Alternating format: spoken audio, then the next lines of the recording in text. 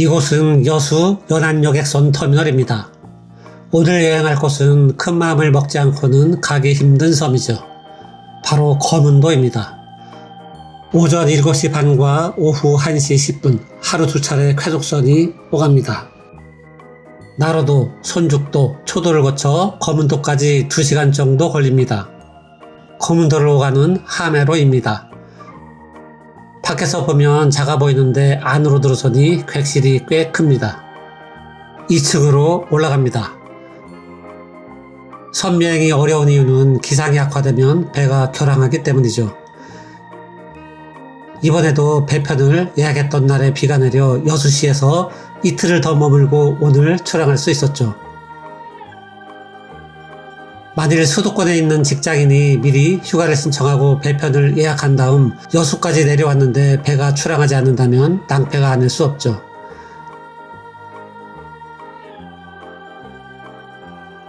따라서 섬 여행을 하려면 늘 플랜 B를 준비해 두어야 합니다.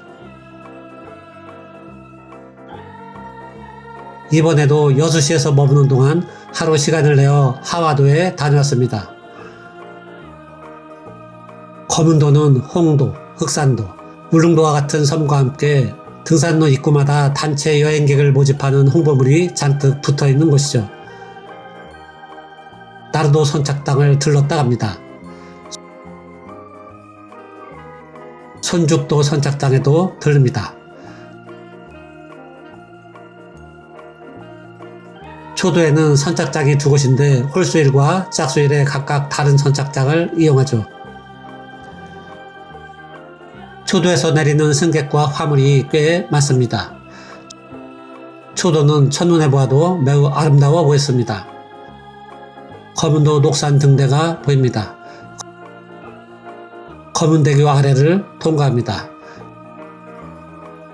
여수항에서 2시간 정도 걸렸죠. 먼저 서도항에 들렀다가 거문도항으로 향합니다. 거문도는 동도, 서도, 고도 등 3개의 유인도로 이루어져 있는데 3개의 섬이 바다를 호수처럼 감싸고 있는 모습입니다. 서도에 아까 들렀던 선착장이 있고 거문도항은 고도에 있죠.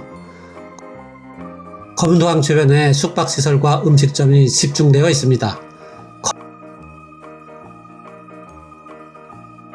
거문도에 대한 첫인상은 깔끔하다는 겁니다. 거문도 안내지도인데 다양한 트레킹 코스가 있죠.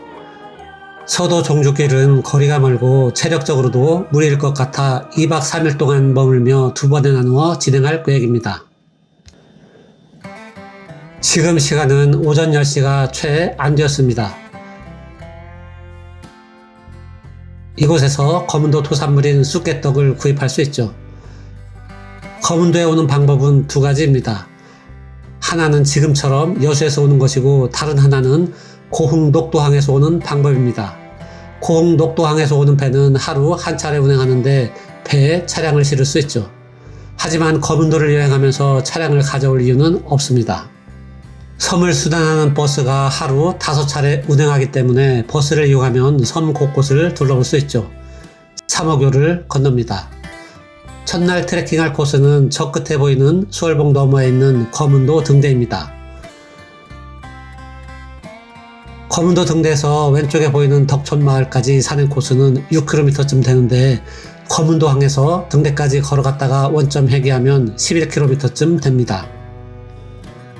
한참을 구경하면서 잠깐 낮잠까지 즐겼는데 5시간쯤 걸렸습니다. 삼호교를 건너 왼쪽으로 갑니다. 조금 전에 건넜던 삼호교 너머로 거문도항이 보이는군요. 순환버스는 삼호교와 거문도항까지만 오가기 때문에 여기까지는 운행하지 않습니다.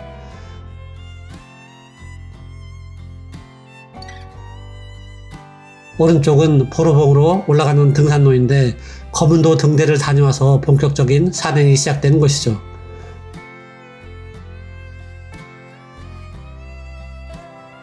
목넘어 해변으로 가기 직전에 있습니다. 목넘어 해변입니다.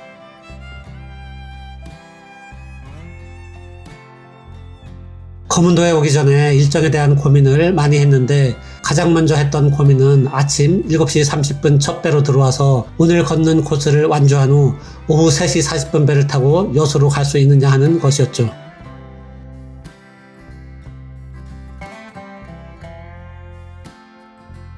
오전 9시 40분에 도착하면 6시간 정도 시간이 있기 때문에 아침 식사를 하고 10시 반경부터 속도감 있게 걸으면 충분히 가능합니다. 묵나무 해변은 바위로 되어 있어 곳곳에 화살표로 진행 방향을 표시해 놓았죠.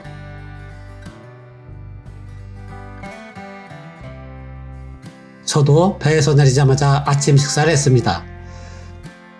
거문도에서 머문 숙소와 아침 저녁으로 이용한 식당에 대해서는 다른 영상을 통해 자세히 소개할 예정입니다. 거문도 등대까지 1.2km. 동백숲을 통과합니다. 1박 2일이면 거문도를 돌아볼 수 있지만 2박 3일을 선택한 건 또다시 찾아오기가 쉽지 않기 때문이었죠.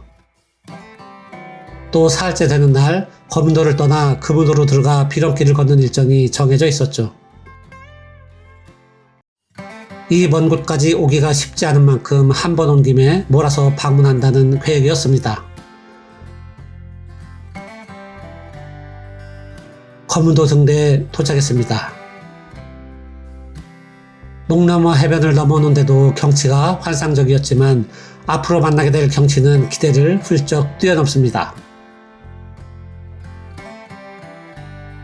저기 바다로 뛰어든 바위 한 조각이 선바위입니다.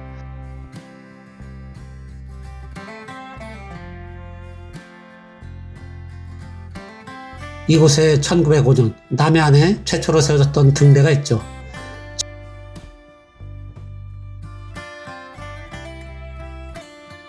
처음 세워졌던 등대 옆으로 새로 지어진 등대가 있습니다. 예전에 사용했던 장비와 시설물이 남아있죠. 전망대로 이용되던 관백정입니다.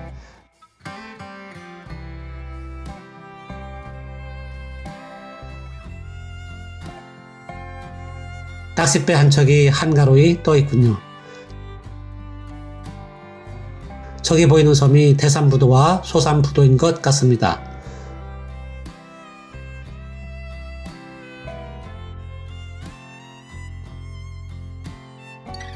관백점 아래에 있는 바위는 배치바위라고 지도에 표시되어 있습니다.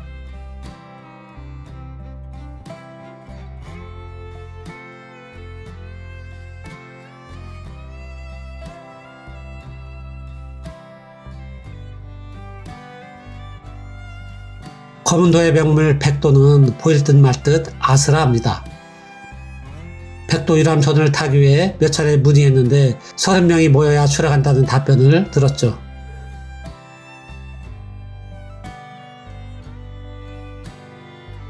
거문도 등대를 떠납니다.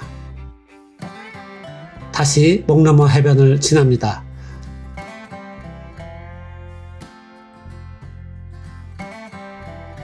이제 본격적인 산행을 시작합니다.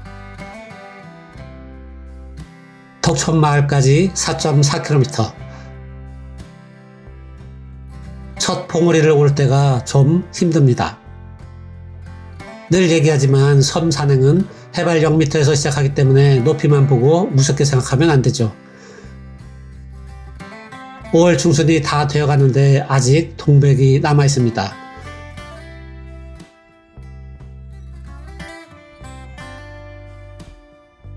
첫 봉우리인 보루봉에 도착했습니다. 불탄봉 방향으로 갑니다.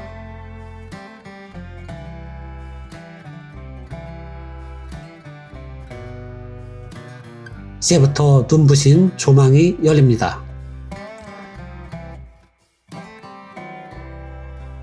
아래 신선바위가 보입니다. 좀 전에 다녀온 거문도 등대도 보이는군요.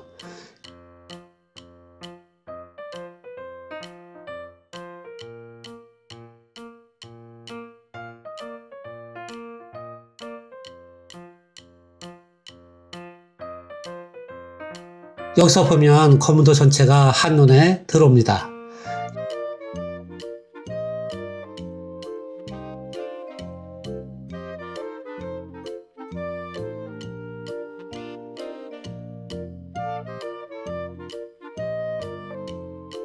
여기에 신선바위로 내려가는 길이 있습니다.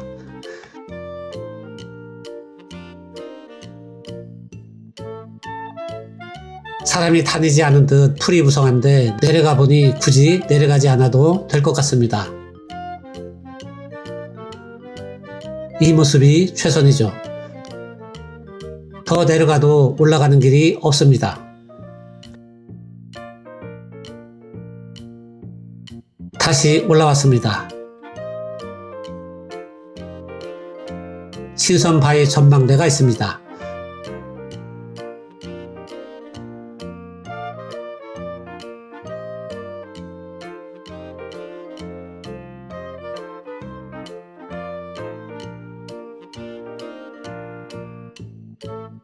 불탄봉까지 2.2km.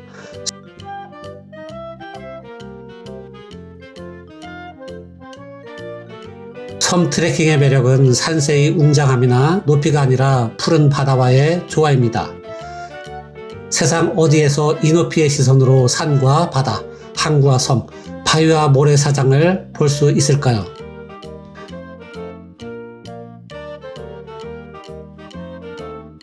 시간이 부족하면 이곳에서 유림해변 방향으로 내려갈 수 있습니다. 유림해변에서 거문도항까지는 처음 걸었던 평지 도로죠. 지금 걷는 코스 외에 녹산등대 코스가 있습니다.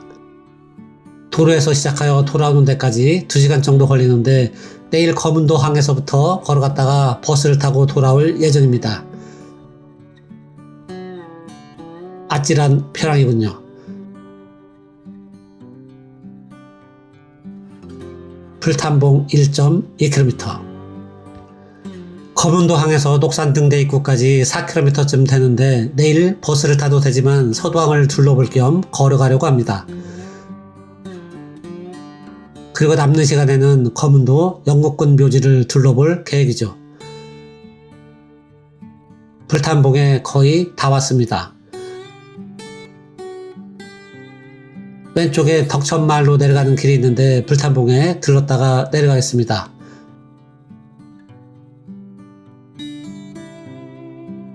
불탄봉입니다. 이곳에서 바라보는 조망도 정말 끝내주죠.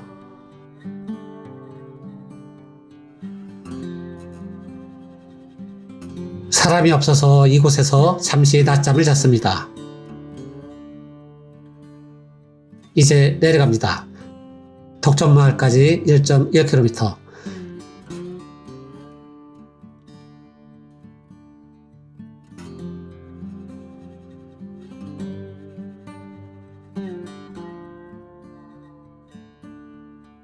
이곳에도 멋진 조망을 볼 수 있는 쉼터가 있죠.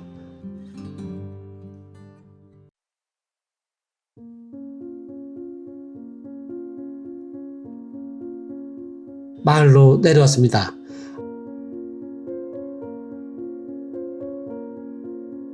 아침에 건넜던 사무교를 지나 거문도항으로 원점 회귀합니다.